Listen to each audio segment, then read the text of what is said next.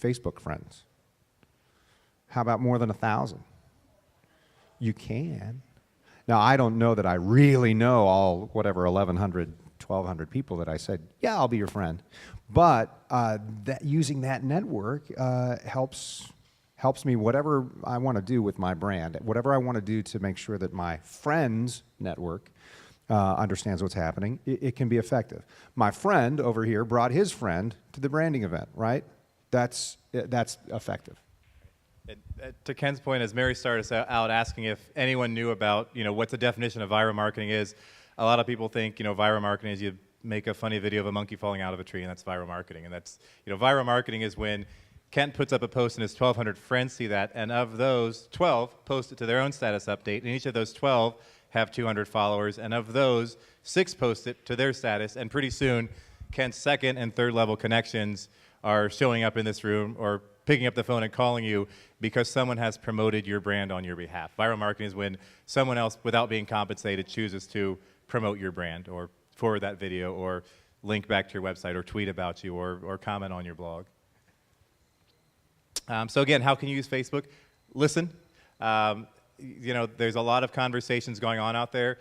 Read the post. There are tools out there you can pay for. There's some great free tools, though. One's called Social Mention. It's at socialmention.com. You can type in keywords like occupational safety, and you can see what people are talking about right now. You can type in keywords around your brand, around your competitor's brand. One of the ways we use this is we will look for people in an area that we're targeting who are unhappy with their current social media strategy. And we'll look for things like social media strategy sucks. And people will say, I tried this, I hated it, bad experience, I hated it. I wish I could, find someone else to help me out. And these are the kind of things that could be being posted to a Facebook group, to a Facebook page. You can also and should develop one for your business. I think earlier, someone mentioned grabbing that URL. You can grab a vanity URL on Facebook. So facebook.com/webbedmarketing instead of facebook.com/ID equals 45789, something that's going to be harder to remember.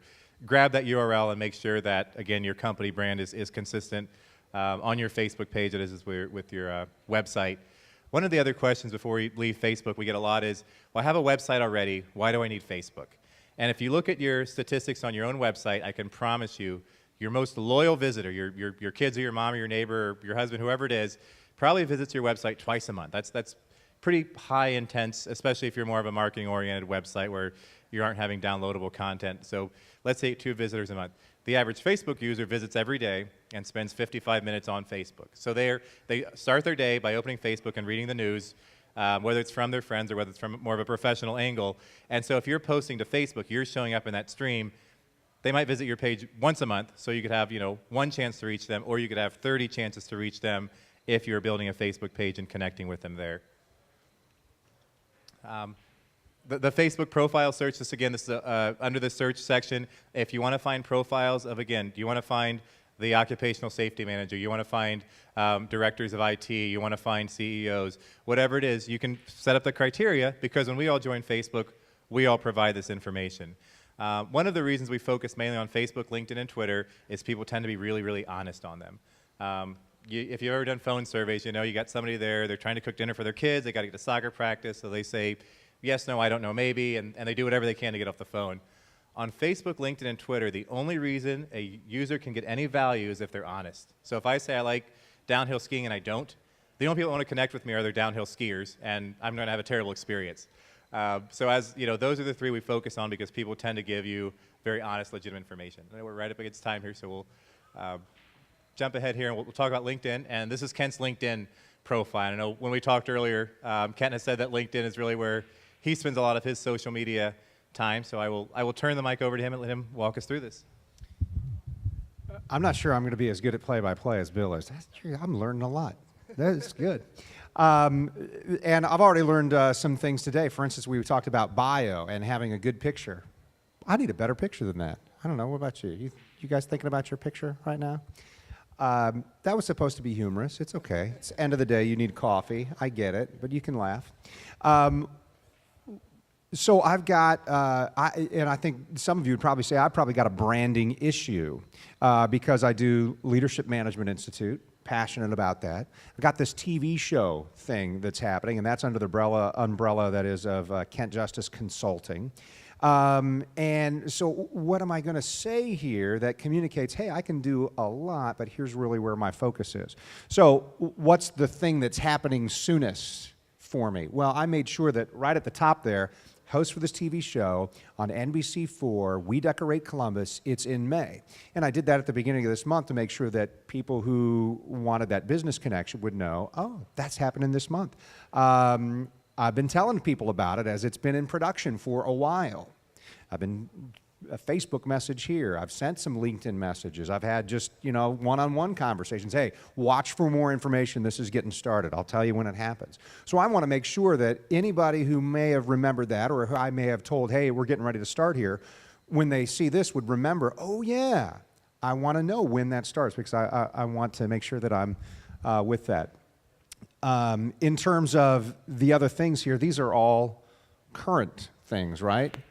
So I want to make sure that it's brief, but that my description is enough for somebody to say, just like we were talking about with our elevator speeches, enough that they want to say, oh, tell me more. So I didn't say it starts, what's our date on Friday? 21st. I didn't say it starts May 21st and exactly this time. I will in the next couple of days, believe me.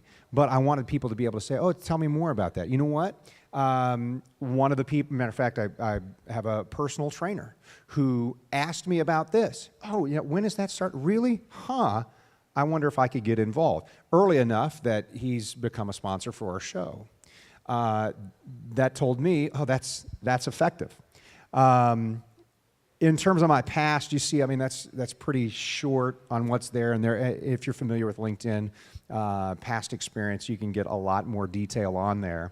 But I just tried to keep it brief and make sure that I had some folks willing to say, oh, I want to know more about that. Great. All right. Okay, and just a few more examples here from Columbus Media. And these again, when people use social media as a search engine, imagine I'm someone at Procter & Gamble. I'm searching for health and safety training, Ohio.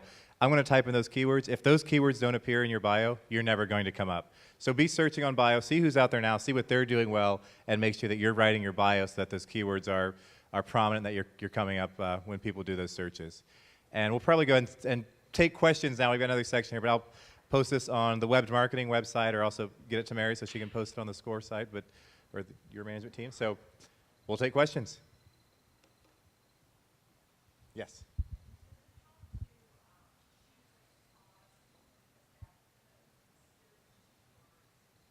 Right. So does it help to connect with a cause like a nonprofit group?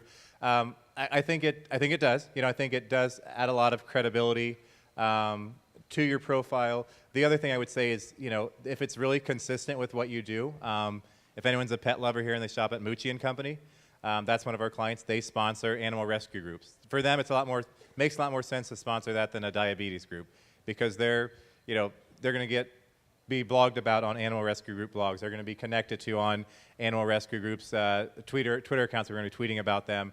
And so, yes, it'll definitely help get a conversation going by being associated with the cause, and it makes you seem a lot less sales. It gives you something to blog about, to tweet about, to Facebook about that is not going to come across as strong and sales oriented. Yep. There's a nonprofit group we work with called Chapel Hill House that does it's a retreat for kids with cancer. And they go and stay a week, and it's a log cabin, 72 acres up about an hour north of here. And basically, we primarily use Twitter and Facebook as almost the exclusive fundraising tools for that group. And we just connect with anyone in Columbus who's either a parent who's saying that they're battling cancer for their kids and encouraging them to come stay with us, or a group that says they are interested in supporting either pediatric causes or cancer causes.